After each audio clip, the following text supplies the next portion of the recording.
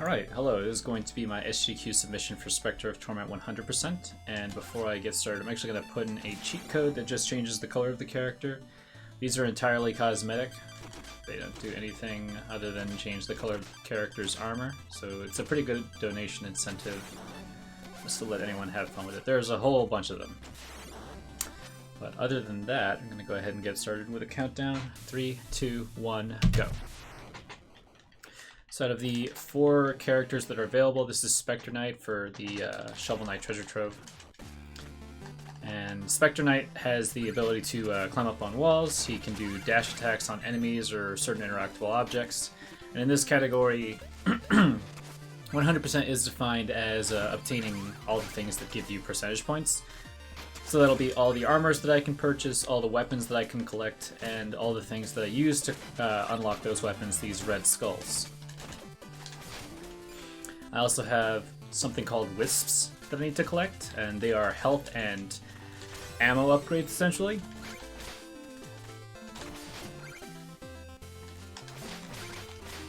And in this first level, it's a pretty chill level, just a tutorial kind of stage.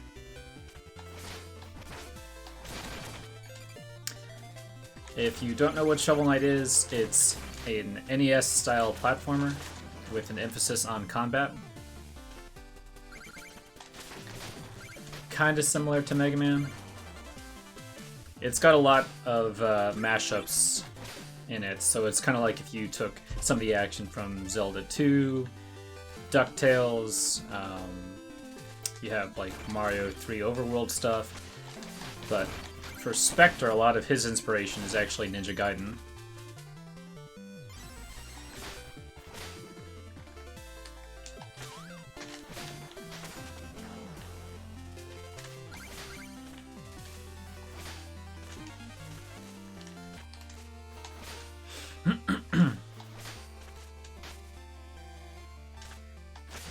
This is a pretty good category for someone who's kind of like, who wants to learn this game, but wants a lot of safety or just comforts while getting into the game. Because you do pick up a lot of health, and so apart from, you know, having to learn all the routing and stuff, it's actually a very fun category for me to kind of relax with.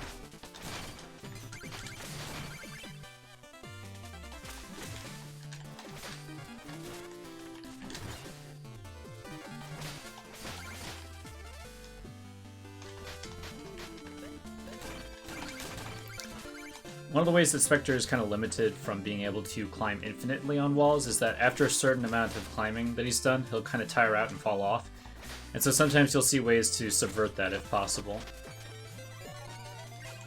And because of how much money I have to get in this run, I'm going to be sometimes going out of my way for treasure chests. And then in the next stage, we'll actually see me collecting a lot more money.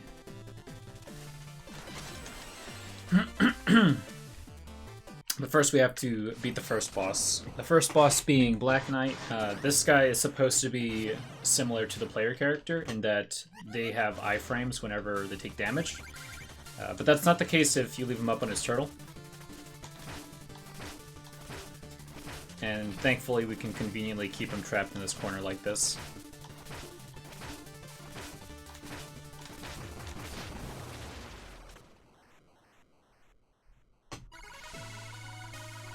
We try to finish the fight with his turtle as close to the right side as possible, because after he gets up, we leave the stage when the turtle manages to break a hole through the wall. So now that we're done with the first level, we actually get to the Tower Hub, and this is where we're going to be coming back to after we beat a level.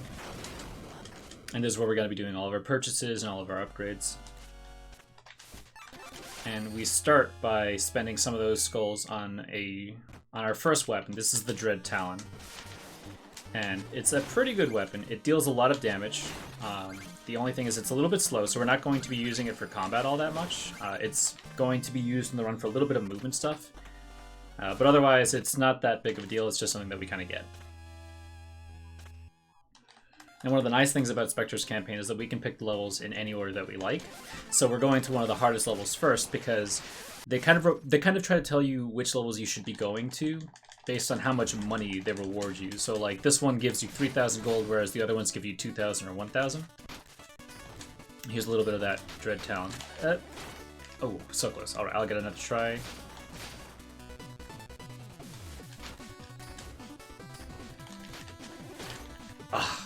Maybe I get on the third try?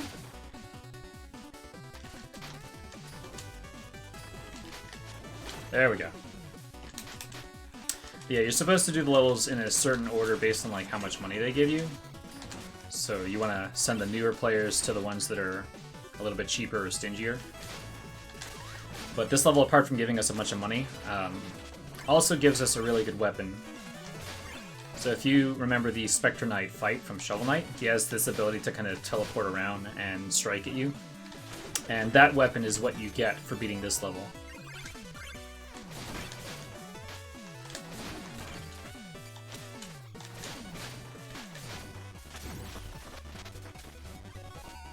As nice as it is that I'll be picking up all this health, the stretch that I'm going for, I'm not so concerned with taking damage and dying. I'm more concerned about falling to my death. There's lots of pits and spikes.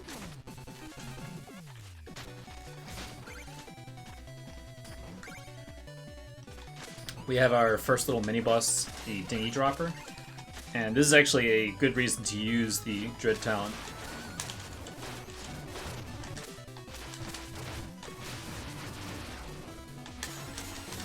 It's faster to attack on the ground with side slashing, but in the case where I have to do an attack in the air and I get this dash attack, if an enemy doesn't die from the dash attack, I end up bouncing off of them, which is pretty slow.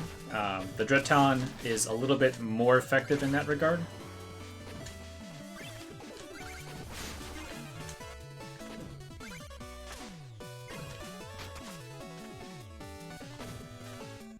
I guess that's another thing you kind of have to be concerned about with 100% is that you end up doing all these rooms that you don't normally see in any percent. And those side rooms can be kind of scary. Not to mention, one of the other more terrifying things about this category in general is that whenever you die, you drop a quarter of your money. And I'm going to be needing probably close to 100,000 by the end of the game. But I'm going to be spending it intermittently.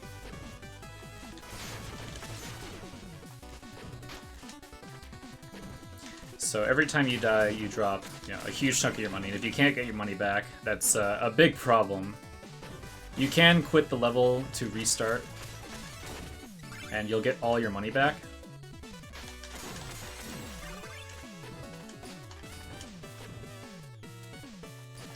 I wanted to make sure I left that right stone intact, because I'm going to be using it in a second.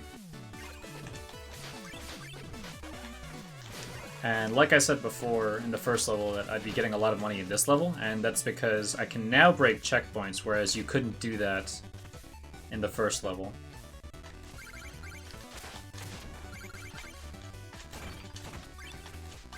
So I'm going to be breaking checkpoints based on how much money they give me. Anything that is yellow or red will give you a ton of money, 500 and then 750 respectively. And those are generally worth going out of your way for. And this room has some of the worst enemies in this game.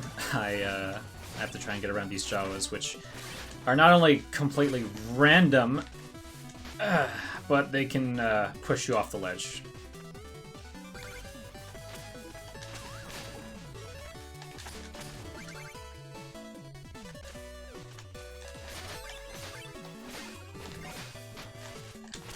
Almost at the first of the night stage bosses.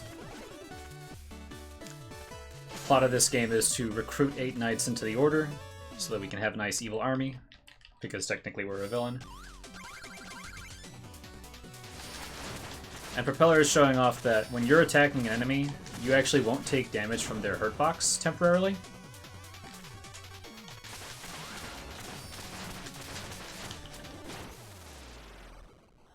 So it's one of the reasons why I love playing this game, because it really rewards you for being aggressive in combat.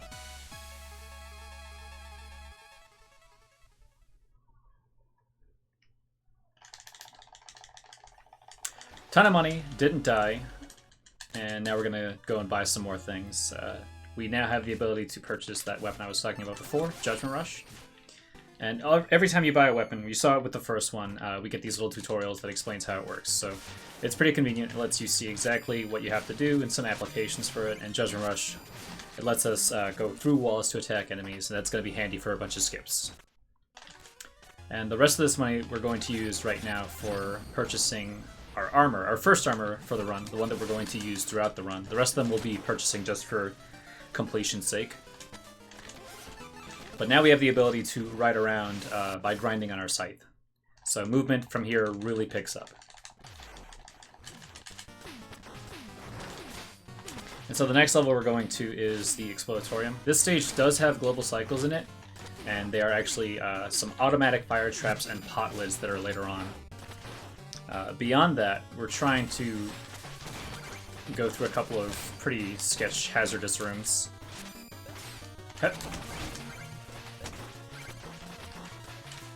And that's okay.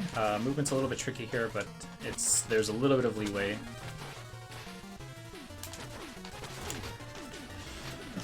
Like I mentioned before, you can't climb infinitely, but by using Judgment Rush in a room where there is no enemies, Specter still enters the animation where he's going to try and strike, and then he just kind of gives up on it. So we can kind of use that dry rush to climb up walls infinitely, as long as we have the darkness for it.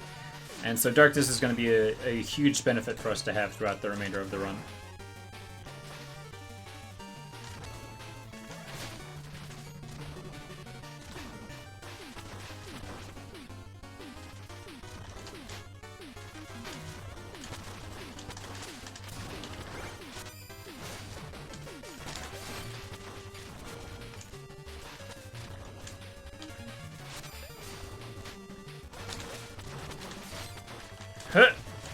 This is fine. A lot of the stuff in this stage deals a lot of damage. So it is a little bit more helpful to have that extra health. Oops.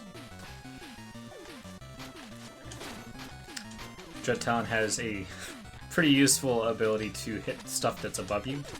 So you can just kind of invalidate the intended design of that room.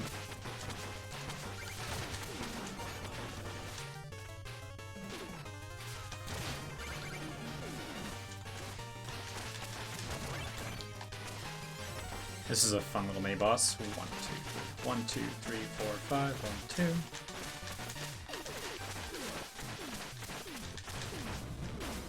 It's okay if he gets away from you a little bit.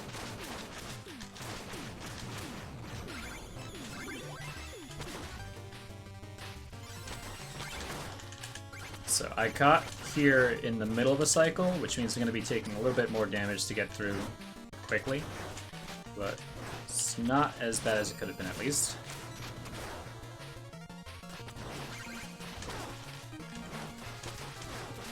Oof.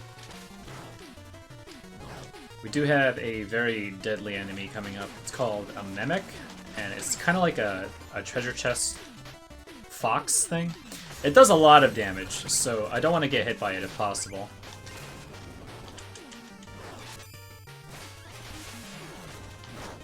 Proceeds to immediately get hit by it. You can see that it did like 2 hearts of damage, which is more than just about anything else in the game.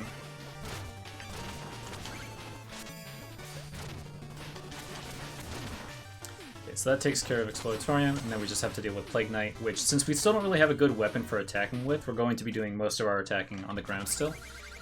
Which means this boss is going to get away from us a lot. But I can tell which one the real one is because he's got that blue flask on him. I'm gonna let him jump over here.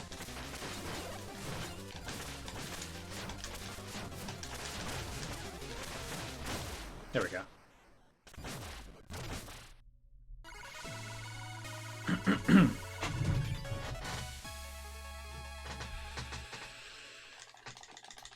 So now I'm going to pick up the weapon that I really need to be able to do damage to anything in this game. It's the Bounding Soul, and you get that once I get back from this flashback. But this flashback is a sequence where I'm going to be essentially reliving my life as Donovan. Specter is a slightly undead being, so this is kind of like what happened before he got to the castle. In these flashbacks, I won't have access to any of my armors or weapons, just the health upgrades that I've picked up, and any of the darkness upgrades. There's also a lot of money in these flashbacks, and I'm not sure why. It doesn't quite make sense, but we just remembered that we had all this money collected after this flashback, so collecting this money is important. It's not just for decoration.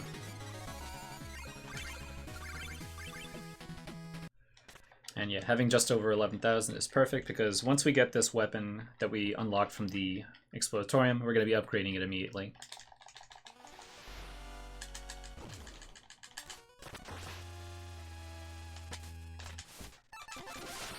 So Bounding Soul, it's really, really handy for combat. It fires at 45-degree angles. You can have 2 of them out on the screen, but right now they stop as soon as they hit an enemy, which is fine. But there's actually a really neat upgrade system for all the weapons. So upstairs, similar to how we unlocked this guy Manny, we're going to be unlocking a vendor that makes our weapons stronger. It's a little bit more expensive, but it's pretty worth. Oops, not that one. We'll be getting that upgrade much later. Yeah, upgraded Bounding Souls mean that they now pierce through enemies. Oops, I'm going to this level first. And you can have 4 of them out on the screen instead of just 2. And if you hit them, you can keep dribbling them to essentially keep bouncing these, they look like basketballs, kind of like this. So we can get really good damage against bosses.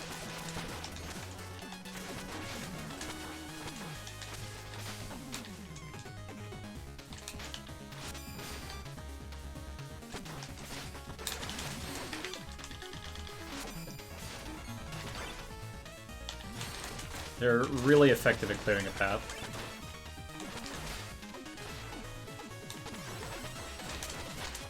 So now we have successfully recruited 2 knights into the villain's order here. I'm gonna try and do that again here, although way less successfully, unfortunately, for Specter.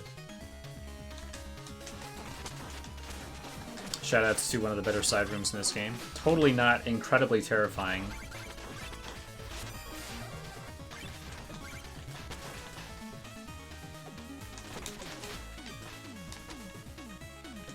A little bit about the way Judgment Rush works is that it can't target an enemy that's in the wall.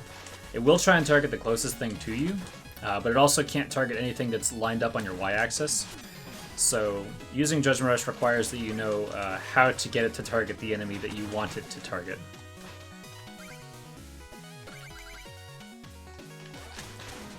This is also a really good room, because it's got some really tricky movement.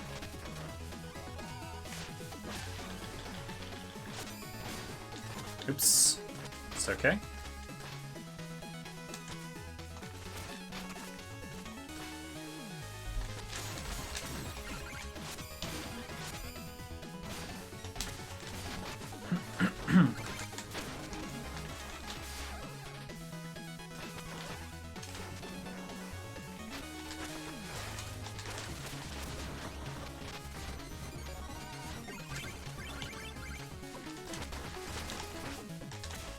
That's fine. I was kind of hoping to be able to target that guy. It's no big deal. I do have to make sure I leave that guy alive, so that when I come in here, I can just Judgment Rush my way back out.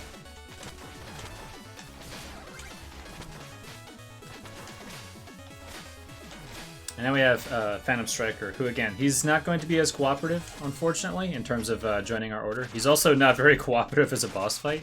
There is a setup, though, to try and kill him before he does too much teleporting away.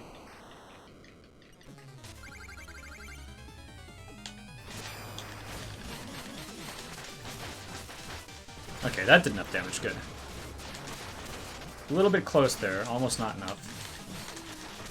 Yes! Good, got the kill. So you can see how powerful the Bounding Soul is when you manage to get an enemy in a corner.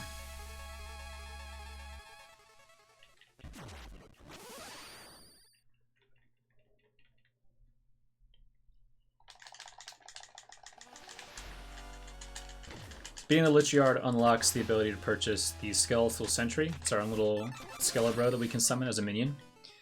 It's a pretty good weapon.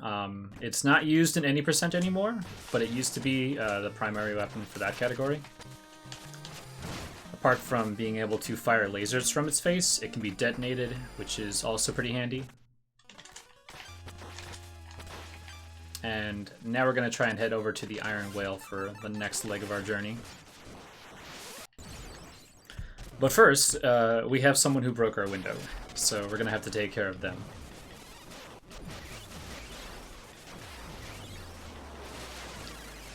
So with all the extra darkness we got, this should be a pretty easy fight. Just making sure I'm firing these souls so that they hit him on the rebound.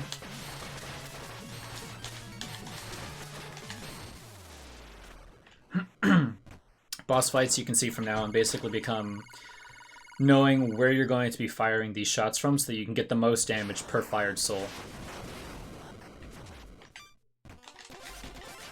So yeah, that was Dark Reese, who is now our new mirror lackey.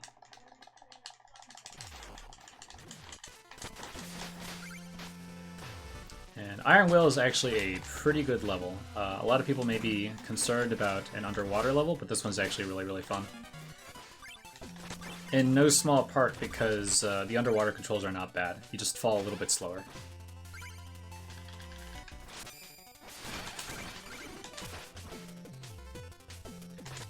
Darkness is way more of a thing to be concerned about. Our management of our resources is really important for getting through this level. That's going to make this setup a lot trickier. Yeah, that sucks, and I can't go for that more than once.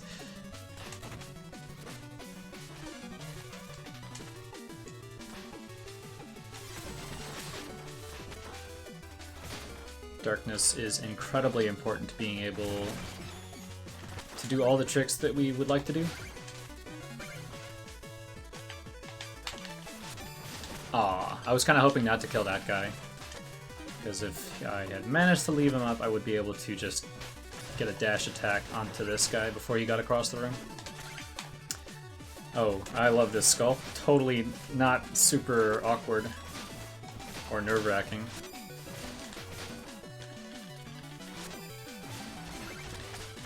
A little bit about the way I'm controlling Specter. Is that going to be enough darkness? It is. Okay, good. So I'm playing on a PS3 controller, and normally I'm going to be swapping between a lot of different weapons. In order to make that as smooth as possible, I'm using joy-to-key because I'm playing on PC. If you were playing on a keyboard, you'd be able to just press the numbers 1 through 0 and the minus button, and you would immediately swap to that specific weapon. So I'm doing sort of a similar thing by having joy-to-key up. So for anyone who's interested in running categories that use a lot of different weapons, you can still play on controller and be as optimal as a keyboard player.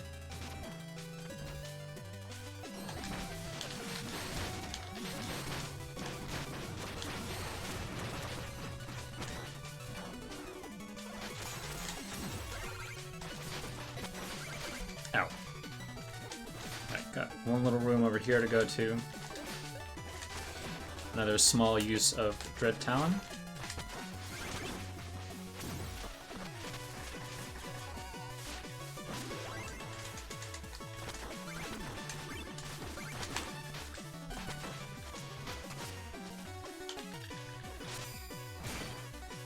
And one of my favorite side rooms in the game coming up.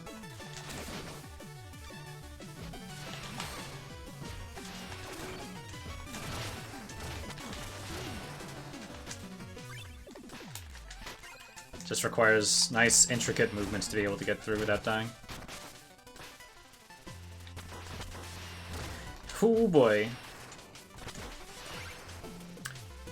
So I mentioned that the Mimic is one of the most damaging enemies in the game. This is the one that everyone probably found in their adventure, because the Mimics are a little bit hidden off to the side. Bertha does a full heart of damage to anything. Oh boy! You don't want to... 2 full hearts, sorry. How dare I forget how much damage that thing deals.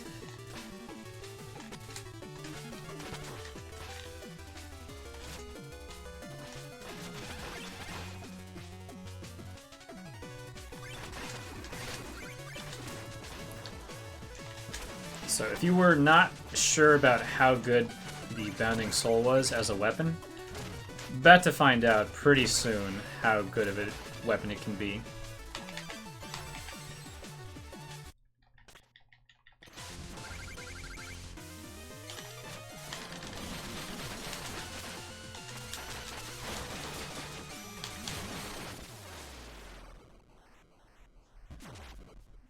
I would say probably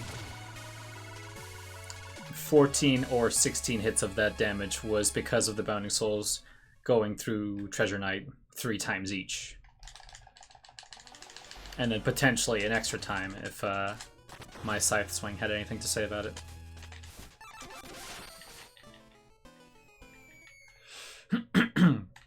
This is probably everyone's most favorite weapon to use throughout their casual playthrough, which was the Hover Plume, which just is your get out of jail free card.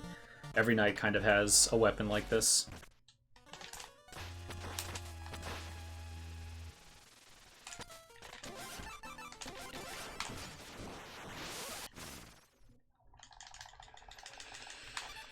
Again, darkness is going to be routed pretty tightly for the first part of this level.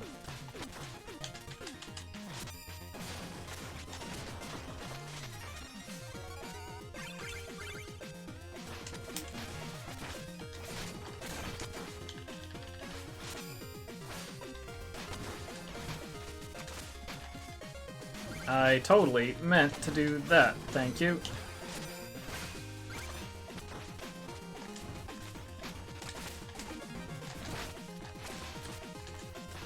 Good rat. So darkness is pretty tight, and it's also not exactly sure whether or not I'll be able to nail this strat, because I have to rely on rats. All hail the year of the rat. And I gotta be quick. Nice! Okay, good. I just barely have the darkness I need.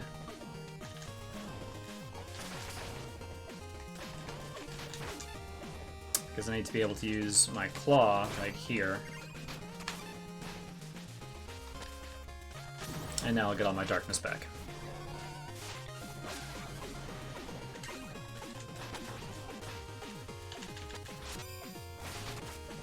So that was my last darkness upgrade for the run.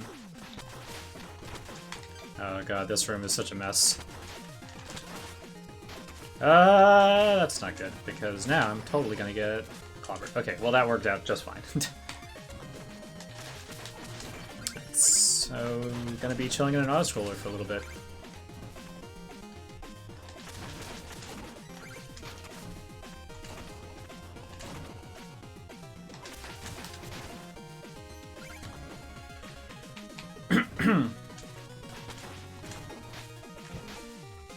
This stage is pretty notorious for having only one checkpoint that runners really ever want to touch, and then the rest are either getting broken or we're not going to be anywhere near them. But for safety's sake, I will grab 2 of them. One after this auto-scroll and one right before the boss.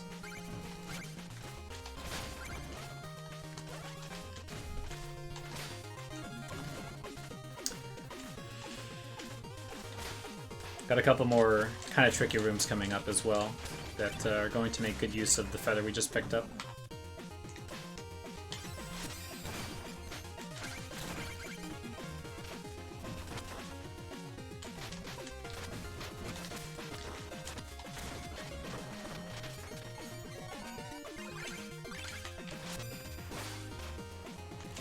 Be very careful not to get crushed, because getting crushed is an instant death in this game. So this is a totally safe and reasonable jump to make.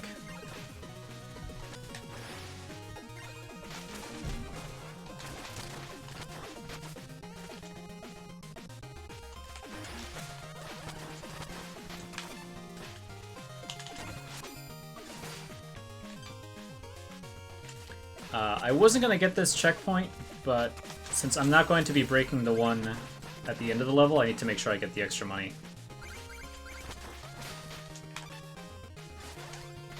And by get, I don't mean, you know, collect and then rationally leave it up. I mean break it so that I can get the money from it.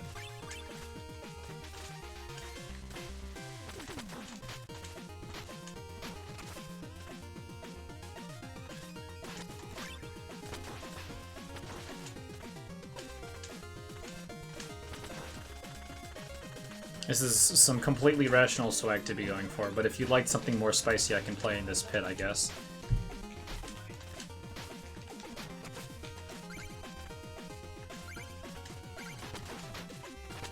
So a little bit about Tinker as we approach the fight. For Shovel and Plague Knight, it was a bit of a joke fight because you did so much damage. Like, Shovel Knight got a one-shot and Plague Knight did double damage. But for Specter, that's not the case. They actually made Tinker quite beefy. He ends up dealing a full heart of damage if we make contact with him, so it's a little bit scary of a fight. And then Phase 2 is also slightly reworked.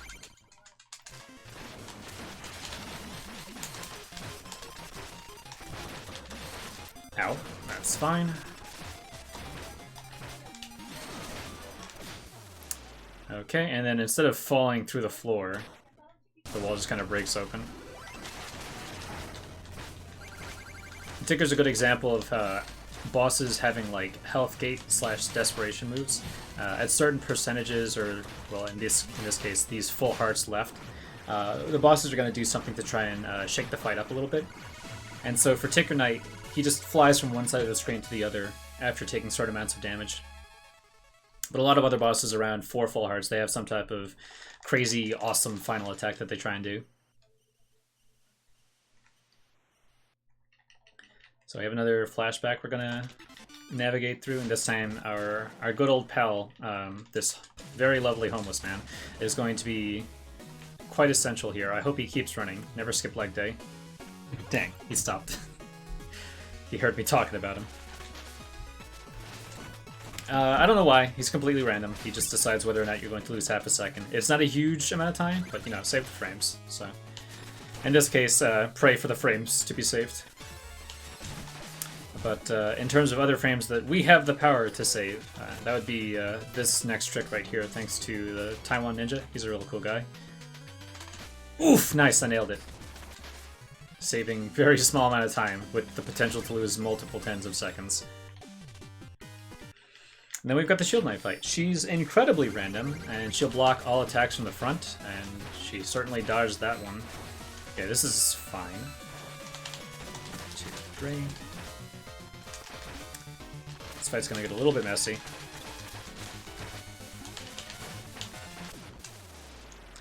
Ooh, let's see if I can set this up. Ah, it's too far away.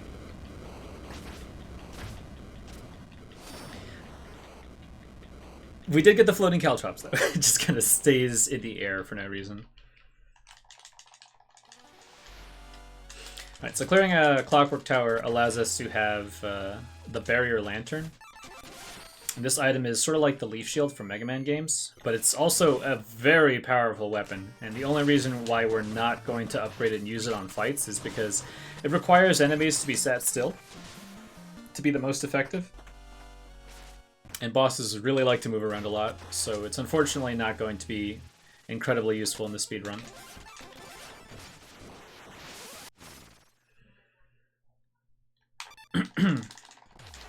Shoutouts to Yacht Club Games. They always let you go left at the beginning of this screen, just so you can see their glorious logo.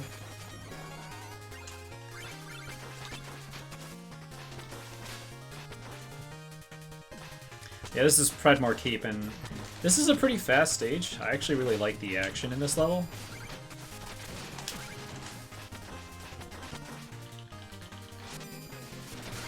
It's also got some really fun side rooms. Ah, dang. That rat barely wandered into the wall, so I couldn't target him. That's fine. I can still do this side room entirely rat-free.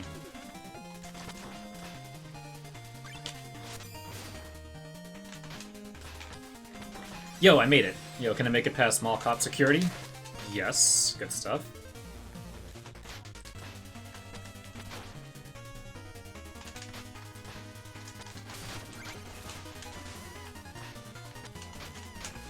I'm sure that's how everyone got through that room.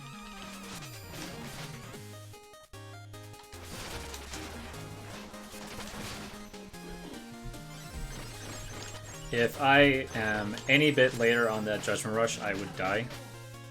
The death plane for Specter is pretty forgiving, but you're not playing around with much wiggle room there.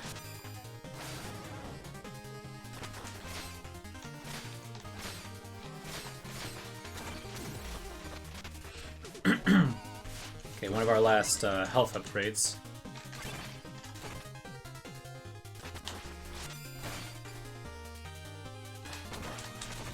Oof, I tried. There's a little setup to save a little bit of darkness there.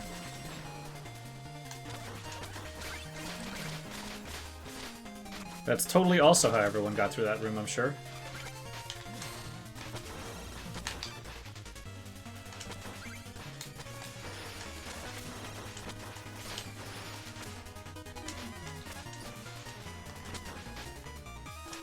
Nice.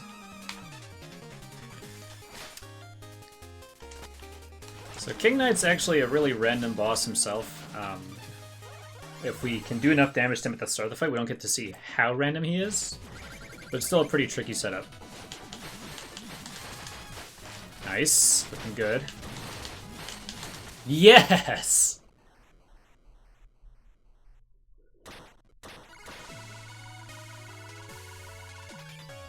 Bosses done well in this game just disintegrate, and I love it.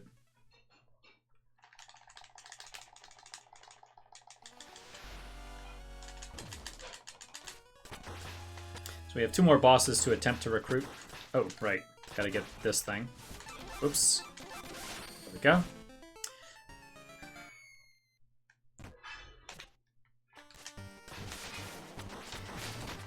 The point of these challenges is that you're not supposed to be able to use your regular scythe to be able to get through them. But in this one we can, so we kind of get a slightly different challenge here for that weapon. And this weapon is...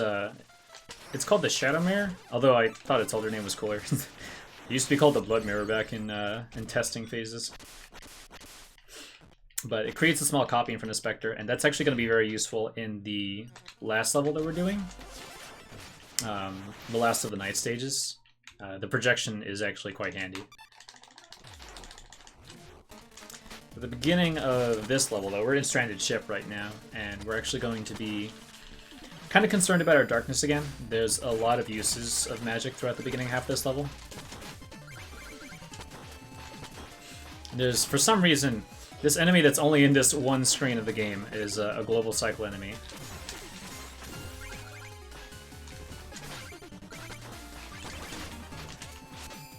And I got it. Good. Nice.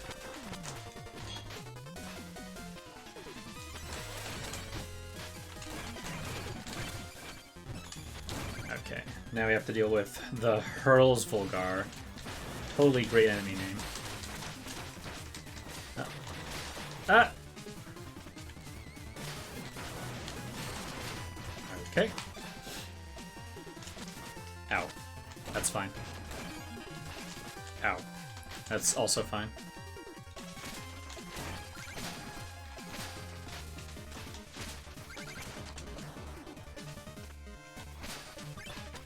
Picking up our last health upgrade for the game. So now we're pretty decked out. We have all of our health and darkness, which is our ammo.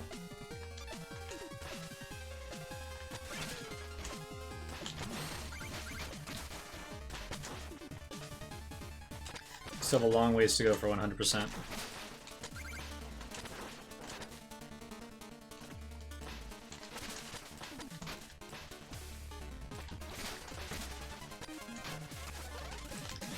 Shoutouts to McPeanuts and friends.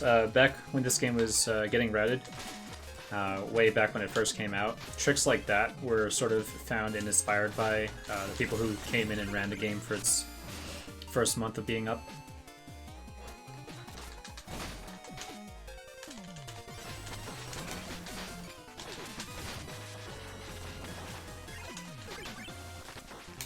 Yeah, movement in this room is a little uncomfortable. Dang. Okay, luckily I can get that money because that's 6,000 gold. That's pretty important for the run to keep happening. If I couldn't get that, that'd be a huge problem.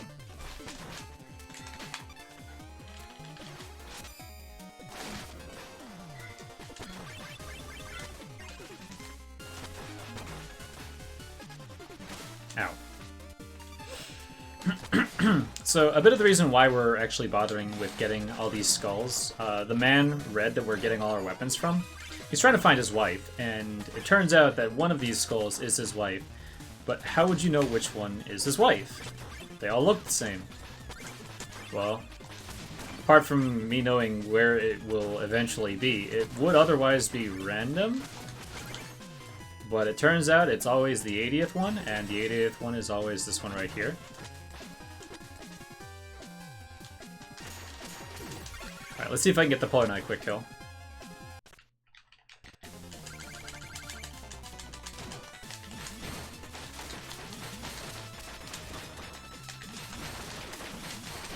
Yes! I love that quick kill.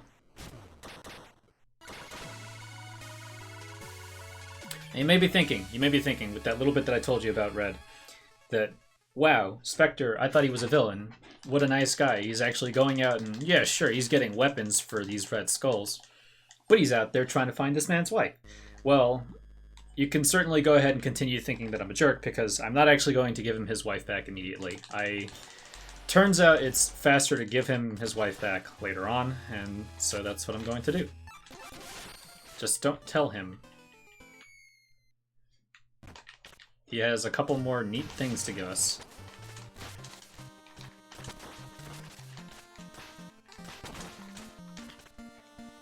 That was a great challenge. It really showed us how to use the Spider Scythe. It's actually not a bad weapon. It's just the challenge doesn't really require that you use it. And because we can use Rail Mail in those challenges, the Rail Mail itself kind of invalidates a lot of those challenges. Yeah, this is Lost City. This is the last of the night stages that we're doing. And like I said before, we're going to be using the Blood Mirror. And that's because one of the big gimmicks for this level is these goo blocks. The goo blocks and lava, I guess. But the goo blocks specifically push you back really far anytime you hit them. So whenever it's not really useful to do that, we would like to find a way to negate the kickback. Also, here's another Mimic. Nice! Okay. Managed to get my revenge for the one in Explodatorium.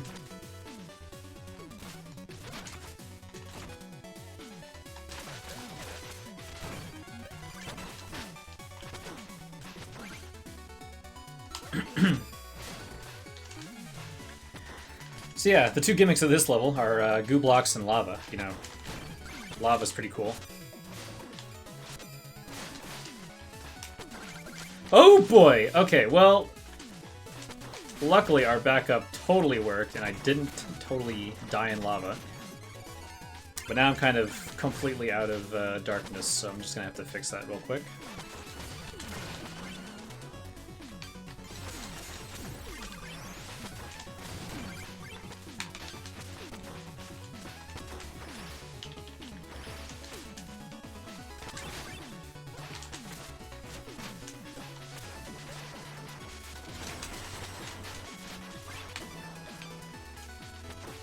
Whoa!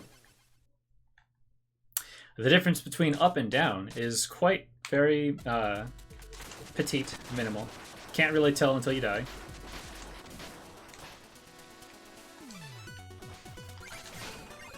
We'll get that last one on the way back.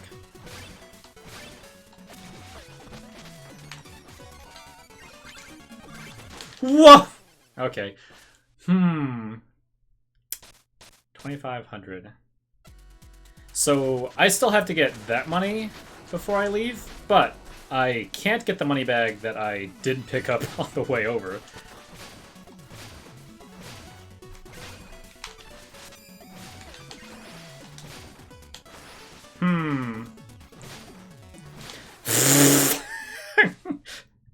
Stop making it up as you go. All right.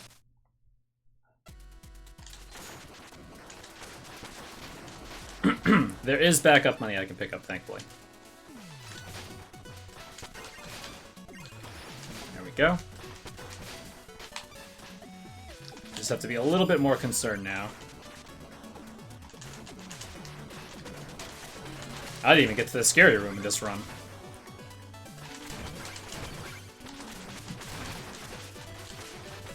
This room is actually the one that I'm more terrified in this level. That's because, if you haven't noticed, Specter breaks sand blocks by jumping. And if I were to jump in that room, you would just die, which is not great.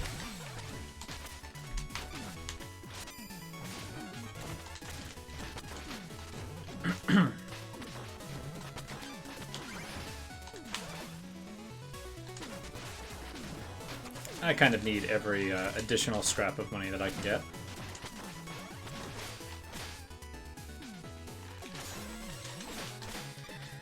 The alternative is, actually, there's a mini game that I could play that gives me 2,000 gold. That's a 2-minute long detour. It's not fast, so I don't want to do that.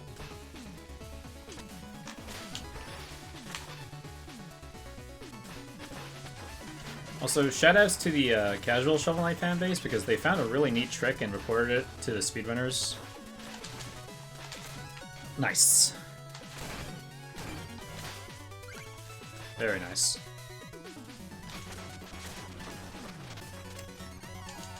Just a little bit of extra gold to account for the missing 2,000 that I have to find somewhere.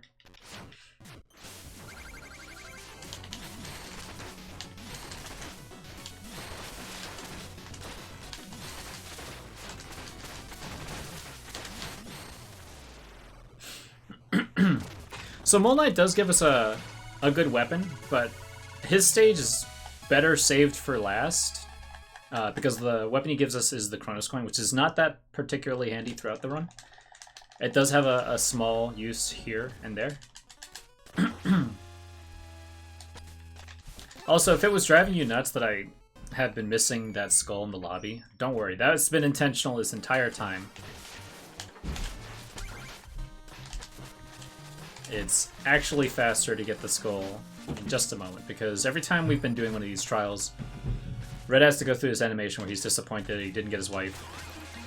And so while we're waiting for that to happen, we can just grab the skull then and there. Oh, we have one of the best trials, actually, right here. So in this room, our health is brought down to 1 to show us like how to use the recovery item. I don't know who needs it. Certainly not me. It's a pretty good room. Okay, so now we're getting the Chronos Coin from Mole Knight's stage. Again, another item that we... Oops. I don't need it. Don't worry about that. That doesn't mean anything.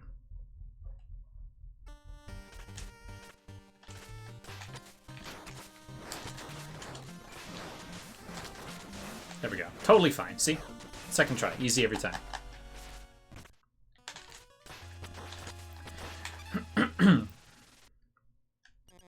So now we have 2 more stages to go through. A sort of penultimate stage here. This is very similar to the Wily Castle stages. It's going to be throwing basically everything at us, and we have our weapons. They're not upgraded, but we certainly do have our weapons, and they will be proving quite useful here.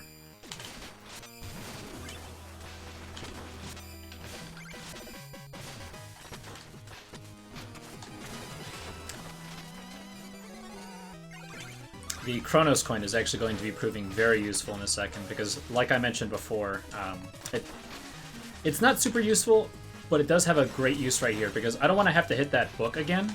The book is basically blocking us from being able to leave this room, and by only hitting it once... Oh, I just completely lost my track of thought there. Right, we used to use the Chronos Coin there. It's even less useful. Don't worry about it. It actually is useful in the Crusher skip coming up. Because in this room, I will be trying to get an earlier cycle. But it's very hard to do. Okay, didn't die there. That's the first step to success. Second step to success is going fast.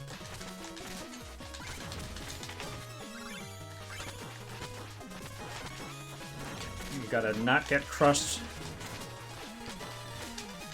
Still wanna not get crushed, thank you. Was slightly ahead of myself before. Alright.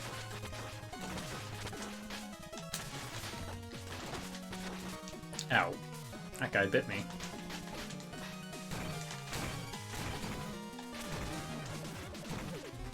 Ooh, okay. We're totally fine. Oh, right. Hi, Bertha.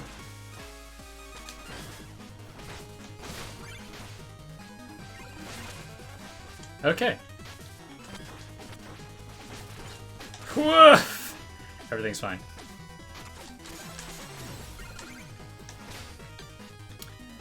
Alright, and I just barely have the darkness I need for one more trick.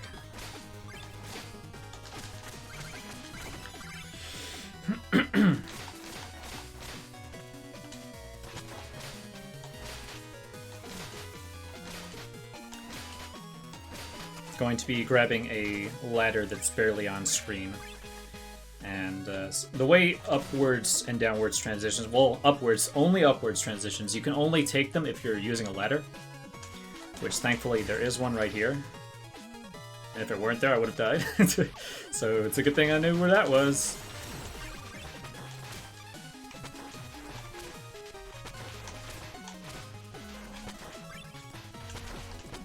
So now we have the last real challenging kind of fight before the end of the game. Oh, I gotta definitely make sure I grab that darkness, but I don't need the help, it's fine. So we have Black Knight again. Surprise, surprise. This time we don't get to keep him on his turtle for the fight. However, we do get to do something a little bit funnier.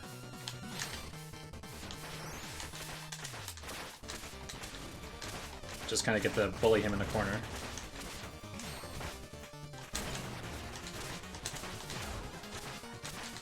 Oh, I'm out of darkness. That's fine. There we go. Can't miss too many of those hits.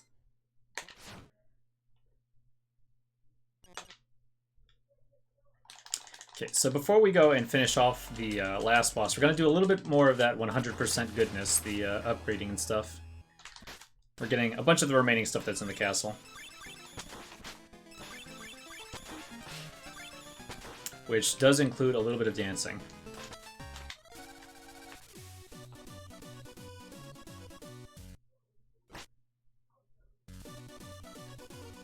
And Specter is not that amused. I'm sure that's also surprising to everyone.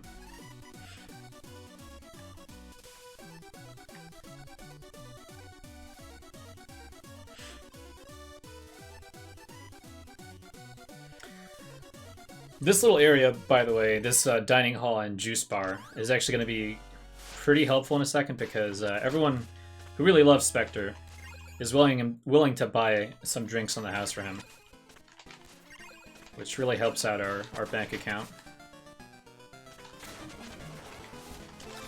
And now we're going to be doing a lot of our upgrading.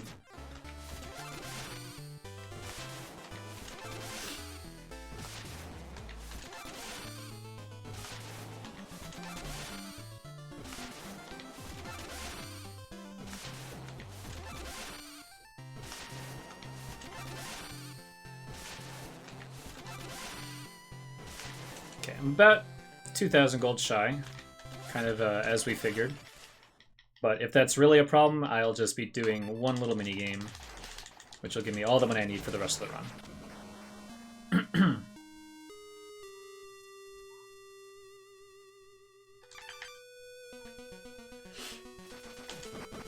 So very close to the end, but time is not actually when we get the last hit on the last boss. Very strangely, we can collect a couple things after we beat the last level. So time ends when saving appears after we collect the last item. Which conveniently for runners is just if you do the route correctly when we get the last secret item in the game. So we don't have to go out of our way looking for a way to force a save.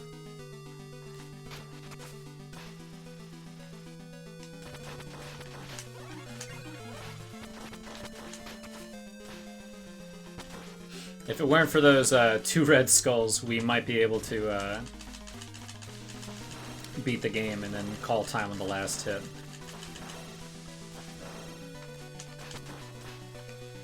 So for safety, I am going to grab this checkpoint right here.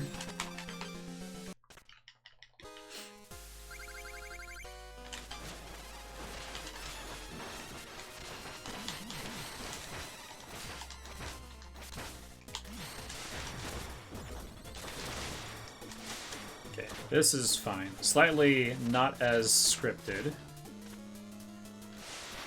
And Enchantress's dives are never scripted anyway.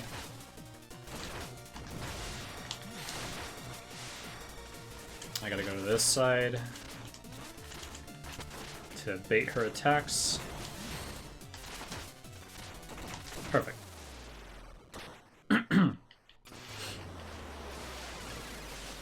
That fight is usually a little bit more elegant, but I got hit by one of her earlier fireballs. So this fight's, no pun intended, a little bit of a nightmare. This is Nightmare Rees, and the reason why this fight is so tense is mostly because the rails are completely random in this fight. So in order to actually deal like good damage to him, kind of gotta get up to his face. But in order to be able to do that, you have to pray that the rails are even in good spots.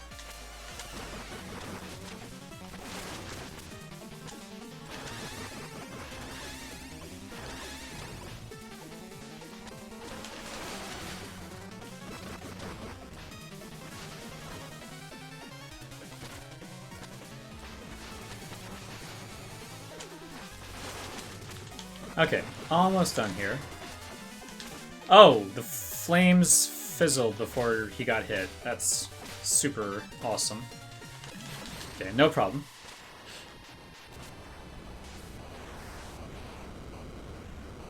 They usually make it to him. That's okay, though. So we have quite a bit of skipping to do.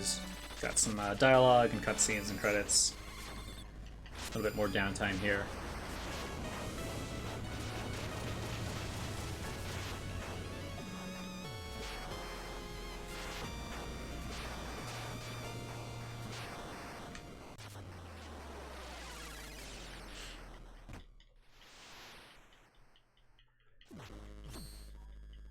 This would be a good opportunity to get any last-minute donations for Pet Dog as well. Because there is a dog that we can pet. What game would be complete without the ability to pet dog now?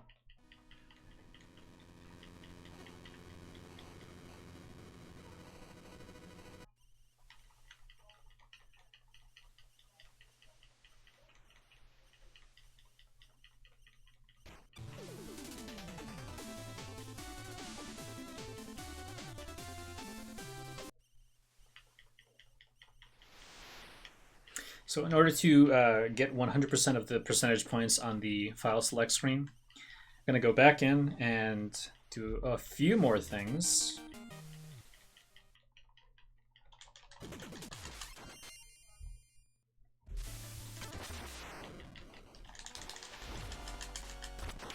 We'll start off by giving Red his wife, finally, because for every skull that we hand him past his wife, he'll give us 500 gold.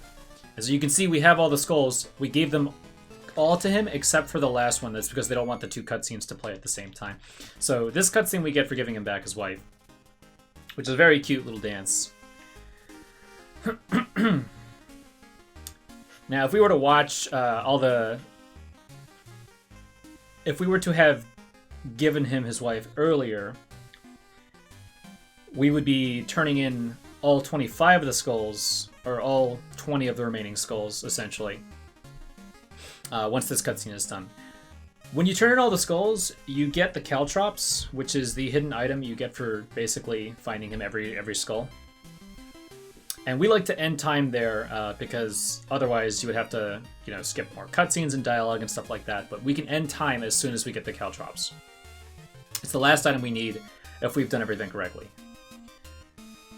However, because we get money for every skull we turn in, we want to be able to turn in as many skulls as possible. So we don't give him his wife until we have all the skulls, and then we hold on to this very last one, and we do this cutscene with the caltrops. But now we have 21,000 gold, which is great. I wanted a little bit more than that. I'll probably be just barely shy of being able to purchase my last armor.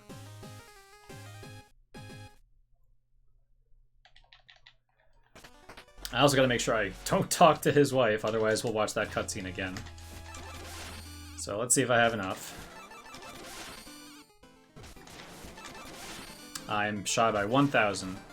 1,000 gold. 1,000 gold. I don't think I can quite make up without doing this. So here's the minigame. This is Horus's challenge.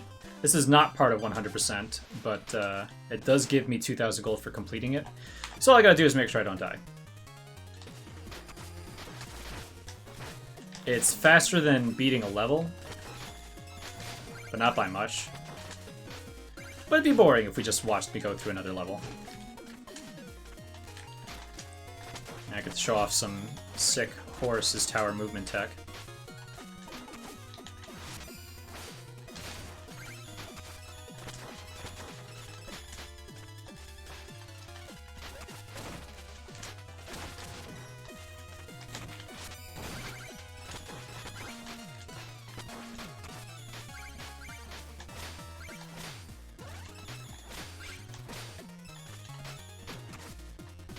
Ooh, that was scary.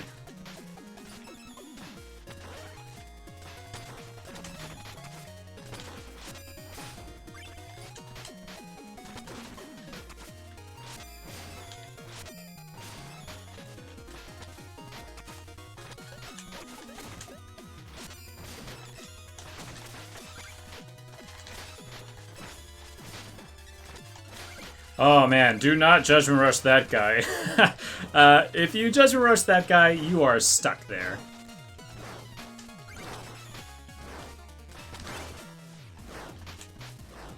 And I have made that mistake before. It's not a fun mistake to make.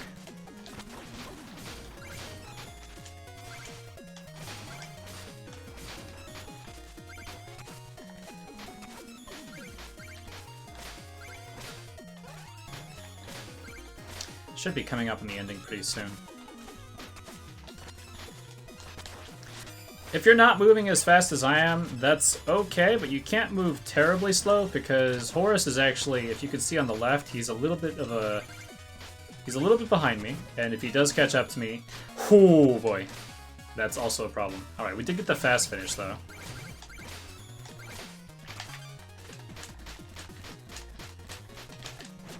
There we go. And an achievement.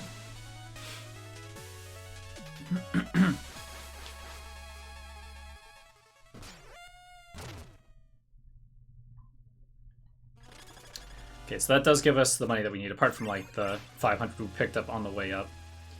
Yeah, we can just go straight now. This is a little bit faster, just in terms of getting across the room.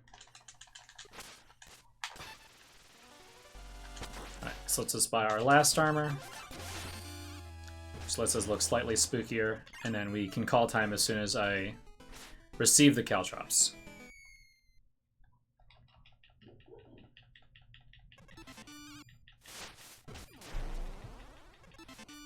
Time. So 102.25, that's not too bad. And the reward for completing the game and getting the Donovan set is this really awesome looking suit that lets you look just like you did when you were alive.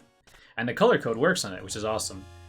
It also lets you do this really funky dance. Yeah, just to prove that we have everything. That's all 100 red skulls, all health upgrades, all armors, all darkness upgrades. The cold shoulder that you get from watching the dance is required. And that's every weapon, and they're all upgraded. So yeah, thank you for watching.